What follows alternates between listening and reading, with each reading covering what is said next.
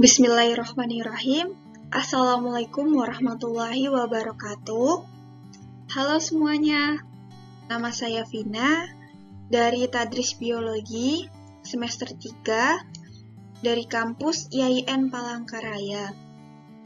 Pada kesempatan kali ini, kita akan membahas beberapa topik mengenai isu sosial dan ideologi yang sangat menarik dan relevan di zaman kita saat ini. Jadi, jangan kelewatan informasi yang penting yang akan saya bagikan. Pertama, mari kita bahas radikalisme. Radikalisme bukan hanya tentang kekerasan, tetapi juga pemikiran ekstrim yang menginginkan perubahan sosial. Tingkatan radikalisme dari pemikiran ekstrim hingga terorisme. Apakah ada radikalisme di setiap agama? Ya, radikalisme dapat muncul di semua agama, tetapi penting untuk membedakan ajaran asli dan interpretasi ekstrimnya. Penyebab pemikiran radikalisme itu ada 3. Yang pertama, ketidakpuasan sosial atau politik. Yang kedua, pengalaman traumatis. Dan yang terakhir adalah lingkungan sosial yang mendukung perbuatan radikalisme tersebut. Selanjutnya, kita akan membahas tentang komunisme. Apa sih komunisme itu? Komunisme adalah ideologi yang berusaha menciptakan masyarakat tanpa kelas melalui kepemilikan bersama. Sisi positifnya dari komunisme itu ada 2. Yang pertama, menekankan kesejahteraan dan keadilan. Yang kedua, mengurangi kesenjangan ekonomis. Sisi negatifnya, potensi penindasan kebebasan individu. Yang kedua, sejarah pelaksanaannya sering berujung totalitarianisme. Totalitarianisme itu dalam sistem politik bukan negara yang melayani masyarakat, tetapi sebaliknya, banyak mungkin anggota masyarakat, khususnya mereka yang bekerja di lembaga-lembaga pemerintah, diwajibkan melaksanakan berbagai tugas untuk membantu penguasaan membangun negara ke arah bentuk yang ideal. Untuk contoh dari komunisme itu yang ada di Indonesia, yaitu Partai Komunis Indonesia atau disingkat KPI, adalah organisasi yang menginginkan menggantinya sistem pemerintahan dengan ideologi komunisme untuk menciptakan masyarakat tanpa kelas. Namun, setelah peristiwa G30 SPKI pada tahun 1965, PKI dibubarkan dan pengaruhnya di Indonesia mulai hilang. Selanjutnya, kita masuk pada pandangan Islam tentang modernisasi dan globalisasi. Islam menganggap ini sebagai tantangan dan peluang. Di satu sisi, kita perlu menjaga nilai-nilai tradisional, tetapi di sisi lain kita bisa memanfaatkan teknologi untuk kemajuan. Pandangan Islam terhadap modernisasi, Islam menerima modernisasi selama tidak bertentangan dengan prinsip-prinsip syariah.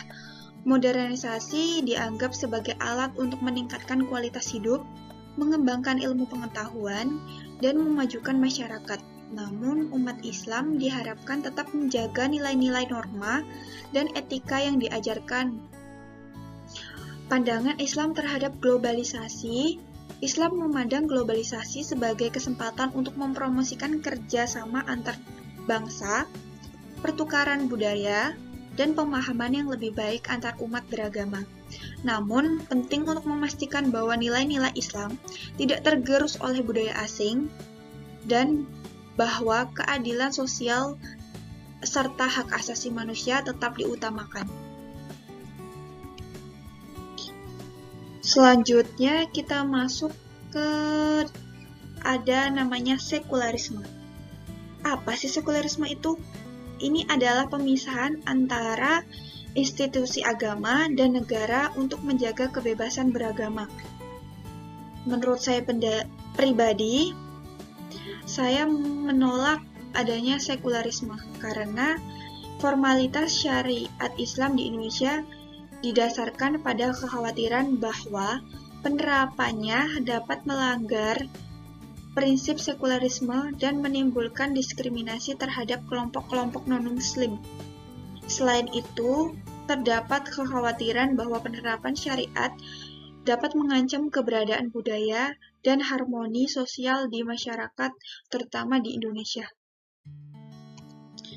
Yang terakhir, kita akan membahas yang namanya liberalisme.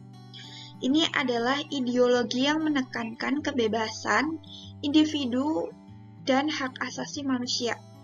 Misalnya, perbedaan pendapat. Perbedaan pendapat banyak negara yang menjamin hak individu untuk menyampaikan pendapat mereka secara bebas, termasuk melalui media sosial. Meskipun seringkali terdapat batasan tertentu untuk mencegah ujaran kebencian tersebut. Contoh yang kedua itu ada pernikahan sesama jenis. Beberapa negara kini melegalkan pernikahan sesama jenis. Ini mencerminkan pengakuan terhadap hak individu untuk mencintai dan membangun keluarga tanpa adanya diskriminasi. Tetapi untuk pernikahan sesama jenis ini di dalam Islam jelas sangat dilarang karena bertentangan dengan ajaran-ajaran yang dianut oleh agama Islam. Nah, contoh-contoh ini menunjukkan bagaimana prinsip liberalisme diterapkan dalam berbagai aspek kehidupan masyarakat saat ini. Jadi, itulah pembahasan kita hari ini. Saya harap kalian mendapatkan banyak informasi terbaru. Jangan lupa like, comment, and subscribe untuk video-video menarik lainnya. Sampai jumpa di video selanjutnya. Terima kasih. Wassalamualaikum warahmatullahi wabarakatuh.